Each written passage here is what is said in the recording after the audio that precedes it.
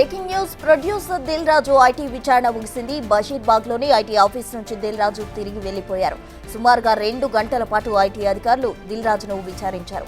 ఇటీవల దిల్ రాజు ఇల్లు, ఆఫీసుల్లో ఐటీ సోదాలు జరిగాయి.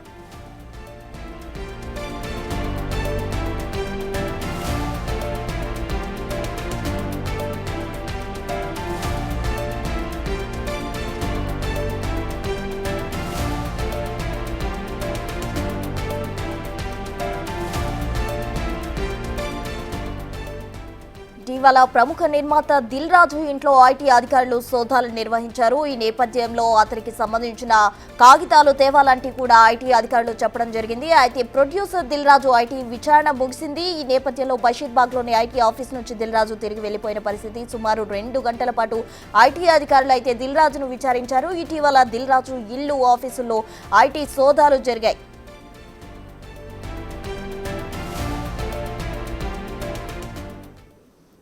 ఐటీ అధికారుల ఆఫీస్ నుంచి దిల్ రాజు తిరిగి వెళ్లిపోయారు. దీనికి సంబంధించి పూర్తి వివరాలు మా ప్రతినిధి సురేష్ అందిస్తారు. సురేష్, చెప్పండి. అయితే ఐటీ అధికారుల విచారణ దాదాపు 2 గంటల పాటు జరిగింది.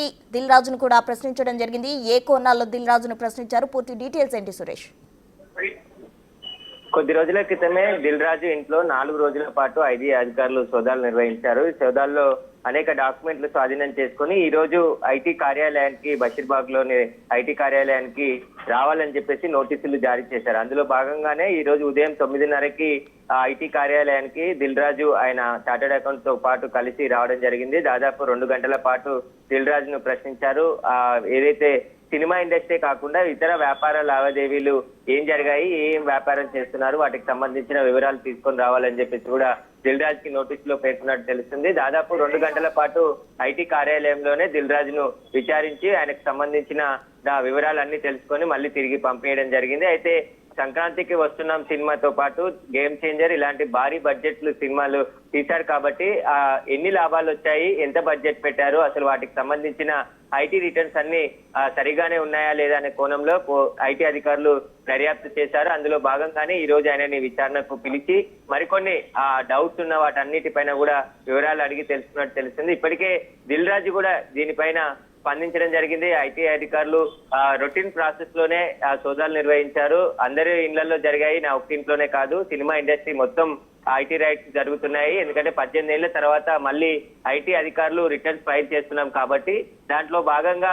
రిటర్న్స్ సరిగ్గా ఉన్నాయా లేదా అనే చెకింగ్ కోసమే వచ్చారు తప్ప అందులో పెద్ద విషయం ఏం లేదంటూ ఆయన కొట్టిపారేశారు. కానీ భారీ బడ్జెట్ సినిమాలకు సంబంధించి ఆయన నిర్మించారు కాబట్టి అధికంగా లాభాలు వచ్చిన సినిమాలకు సంబంధించి ఏ విధంగా పెట్టుబడులు పెట్టారు, ఏ విధంగా రిటర్న్స్ వచ్చిన లాభాన్ని ఎంత చూపించారు, వాటికి సంబంధించిన బ్యాలెన్స్ షీట్లు అన్నిటిని కూడా ఆయన రికార్డ్స్ ని పరిశీలించిన తర్వాత పూర్తిగా ఆయనకి పంచనామా చేసి ఈ రోజు విచారణకు రావాలని చెప్పేసి కూడా ఐటీ అధికారులు నోటీసులు ఇచ్చినట్టు తెలుస్తుంది. దాదాపు 2 గంటల పాటు ఆయనని విచారించి ఆయనకు సంబంధించిన మరికొన్ని వివరాలు కూడా ఐటీ అధికారులు తెలుసుకొని పంపించేయడం జరిగింది.